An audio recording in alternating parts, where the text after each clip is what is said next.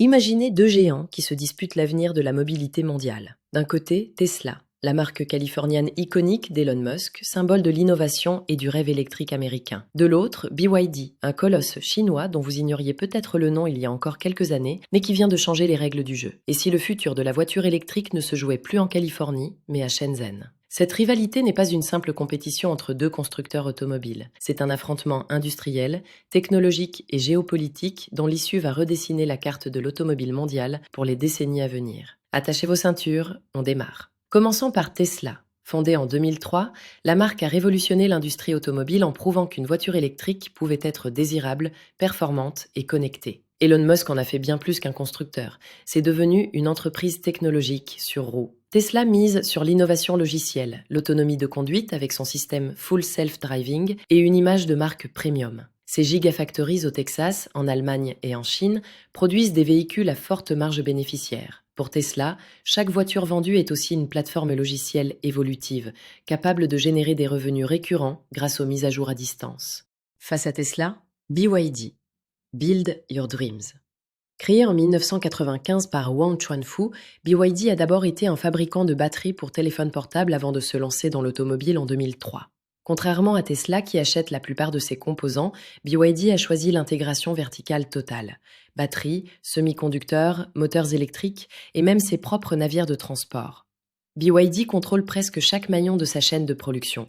Cette stratégie lui permet de réduire ses coûts de production de 20 à 30% par rapport à ses concurrents et surtout, BYD bénéficie du soutien massif de l'État chinois dans sa conquête mondiale. Maintenant, parlons chiffres, et c'est là que ça devient fascinant. En 2024, Tesla a livré 1 789 000 véhicules électriques purs dans le monde. BYD, lui, en a vendu 1 765 000, une différence minime de seulement 24 000 unités. Tesla gardait encore la première place mondiale, mais de justesse.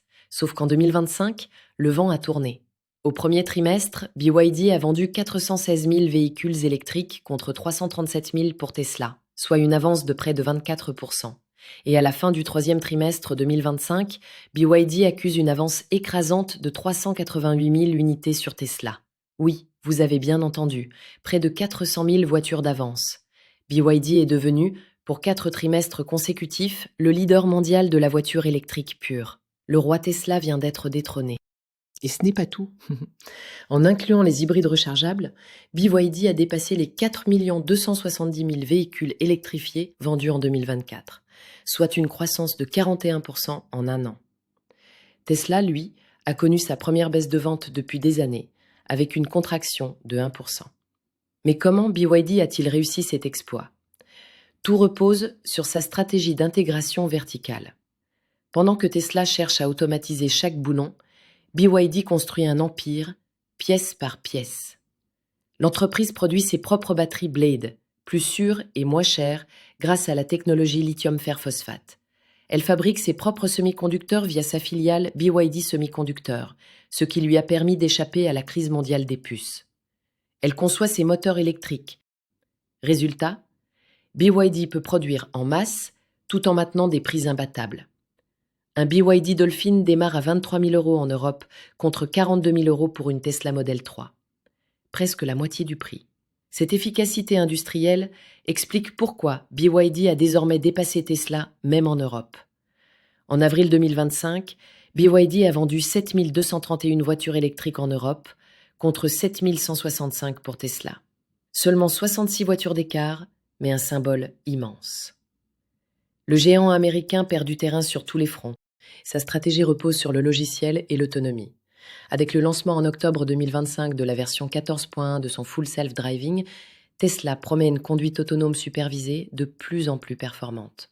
Le système intègre désormais 10 fois plus de paramètres dans son intelligence artificielle, ce qui améliore considérablement la perception de l'environnement et la fluidité de conduite.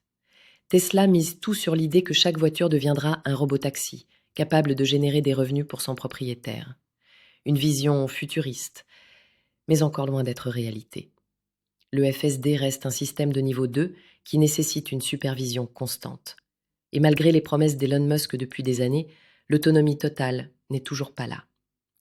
Pendant ce temps, les tensions géopolitiques s'intensifient. Les États-Unis ont imposé en mai 2024 des droits de douane de 102,5% sur les voitures électriques chinoises. En avril 2025, avec le retour de Donald Trump, cette guerre commerciale a explosé, atteignant des taux de 145% sur certains produits chinois. La Chine a riposté avec des taxes de 125% sur les biens américains. C'est une escalade commerciale sans précédent. L'Europe, elle, tente de naviguer entre les deux géants.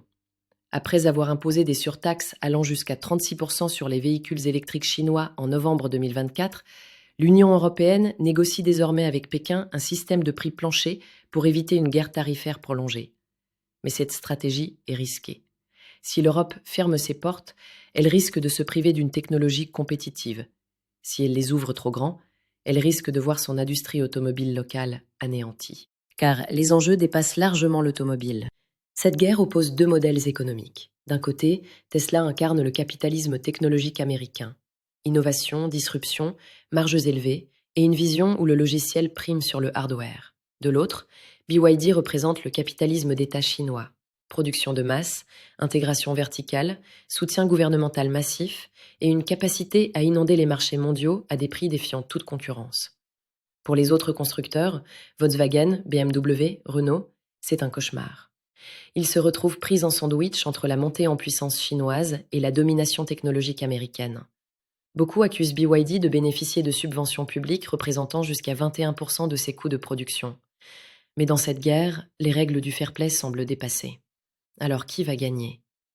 3 scénarios se dessinent. Premier scénario, Tesla garde son avance technologique et parvient à déployer une véritable conduite autonome. Le FSD devient la killer app qui justifie son prix premium et les robotaxis révolutionnent la mobilité urbaine. Tesla redevient le leader incontesté. Deuxième scénario, BYD domine. Grâce à ses coûts inférieurs, sa production massive et son expansion mondiale, le géant chinois écrase la concurrence. BYD devient le Volkswagen du XXIe siècle. Un constructeur de masse capable de produire des voitures électriques pour tous, partout. Troisième scénario, le plus probable, la cohabitation stratégique. Tesla reste le roi du premium et du logiciel, BYD domine le volume et les segments abordables. Chacun règne sur son territoire. Mais avec une différence majeure. Tesla vend 1 789 000 voitures par an. BYD en vend plus de 4 millions. Dans cette cohabitation, BYD a déjà pris une longueur d'avance. Une chose est certaine, le futur de la mobilité ne se résume plus à qui construit la meilleure voiture, mais à qui maîtrise le monde de demain. Contrôle des batteries, des semi-conducteurs, de la logistique et des marchés émergents. BYD l'a compris, Tesla aussi. Mais seul l'un d'eux pourra écrire l'histoire. Et vous, que pensez-vous de cette guerre entre Tesla et BYD? Qui, selon vous, dominera le marché des véhicules électriques dans les 5 prochaines années? Dites-le moi en commentaire, j'adore lire vos avis. Si vous avez apprécié cette analyse, n'oubliez pas de vous abonner à la chaîne et d'activer la cloche de notification pour ne rien rater de nos prochaines vidéos. Et si ce contenu vous a plu, partagez-le avec vos amis. Ça m'aide énormément à faire grandir la chaîne. Merci d'avoir regardé et à très bientôt pour une nouvelle analyse.